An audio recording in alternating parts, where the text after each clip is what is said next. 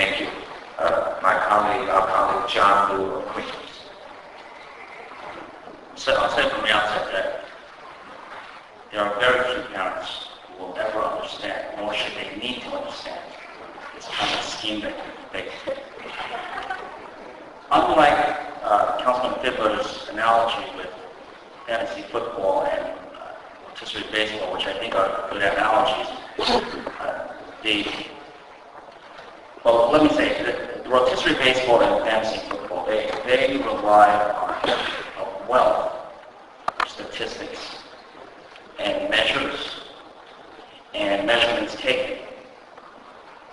You know for sure if the batter has hit a home run or struck out.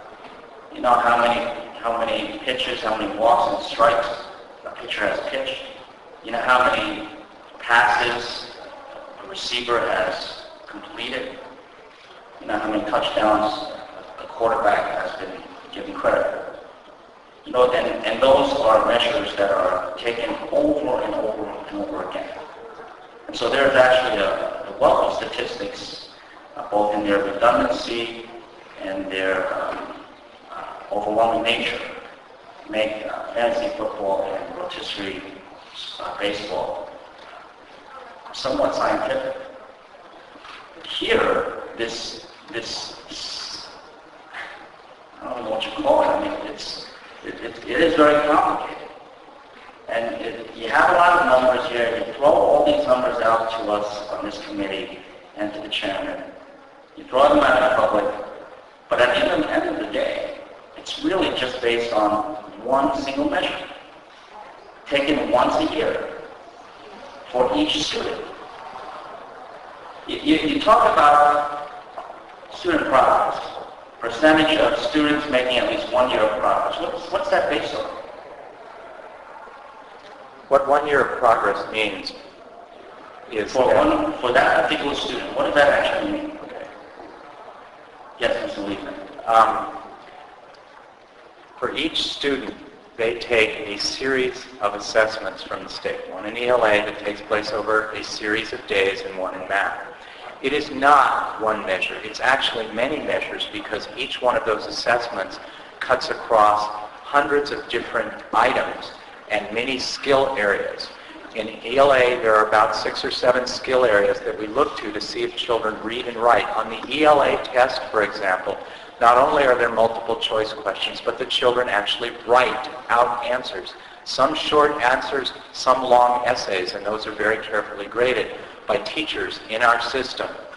They cut across a very wide variety of skills.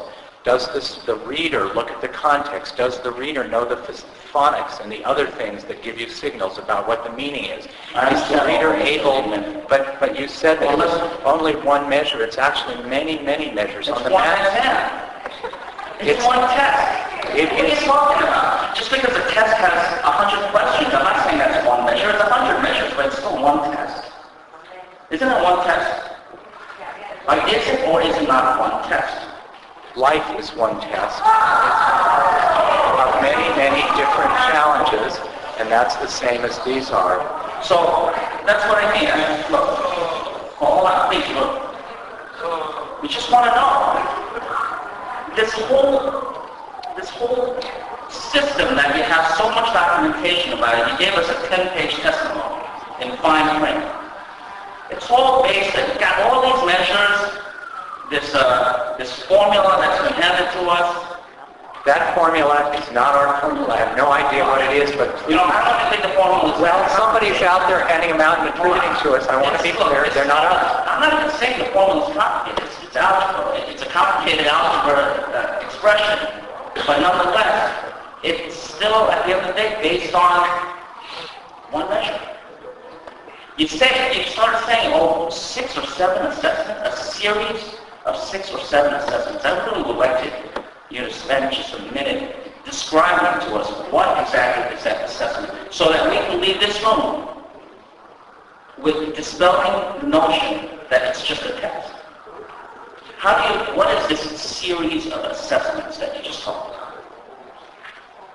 It's an assessment that takes place in ELA over the period of days, and then in math over the period of separate days. But before I get to that, I want to be clear because it's not just one test, okay? You've asked if it's one test. I'm answering that question, no. It also has to do with the surveys. It also has to do with attendance. In high school, it has to do with credit accumulation. It has to do with a variety of things. Actually, a test, I beg to disagree. Based on the information that you yourself have handed out and shown on the board, I think it is. It's not 100% based on that one test because you have some other criteria that are talked about. For example, the school environment is not based on the test itself. But the 30% weight given to student performance and the 55% given to student progress, at the end of the day, that is based on one test. But, you say it's not one test. So you said a series of 6 or 7 assessments that are taken. Just give me one example of one of the characteristics that you assess a student for. One out of those series of 6 or 7. Okay, in math, for example, I'll give you a couple of examples if you don't mind. At particular grades, the kids are, for example, asked to be able to multiply fractions. They'll also be asked to be able to perform certain calculations in geometry. For example, the area of a triangle or the area of a rectangle or something else. Those are two. There's something called number sense, which gives the students a chance to see it conceptually. They understand numbers and they can take a word problem and put it together and figure out what the answer might be. Okay. Ms. Liebman, when the student is assessed on whether or not he or she has the skill, is that student sitting down at a table? A table or a desk? Yes. Oh, okay, desk. Table. Sitting with a surface in front of him or her to write it. Yes. No, please, I'm not trying to be right with this. You said that it's not a test, so I really want to believe No, that I did not say it wasn't a test. I said it was a test that has a multitude of information that it gathers about skills. Now, I want to be really clear. Please let me answer this because it's very, very important. No, please answer my question. I'm asking you right now, is the student sitting in front of a table or desk when he or she is assessed for this skill? Well, yes. And is there a piece of paper that they're looking at? There are multiple pieces of paper, yes. And are they holding a pen or pencil and required to mark something on that paper or one of those papers in front of them? In some cases they mark, and in some cases they write, and in some cases they perform calculations. Okay. That they write. That they then write. And then later on, the teacher takes those papers and assesses the student's performance. Isn't that correct? The teacher looks through it to see how well that student has mastered standards that are set by the State Department of Regents and the State Department, the State In other Board words, of the teacher Regents. gives a grade on what's written on that paper. The teacher is giving a grade on what's written on the paper. Actually, the teacher does not give a grade. Then what does the teacher do? What kind of assessment does the teacher provide based on those markings that the student has been required to put down?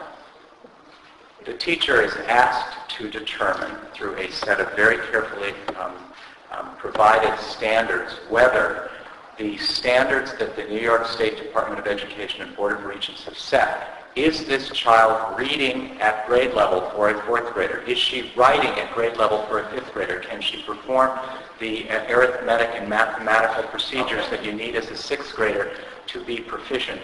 And there are a whole series of standards for grading. That's what I call grading. You may call it you may use a whole different set of words to describe the actual process to determine whether the state requirements have been fulfilled by this. That's just grading. That's just grading. So let's move on to, you said that this is not a one-time test. So how many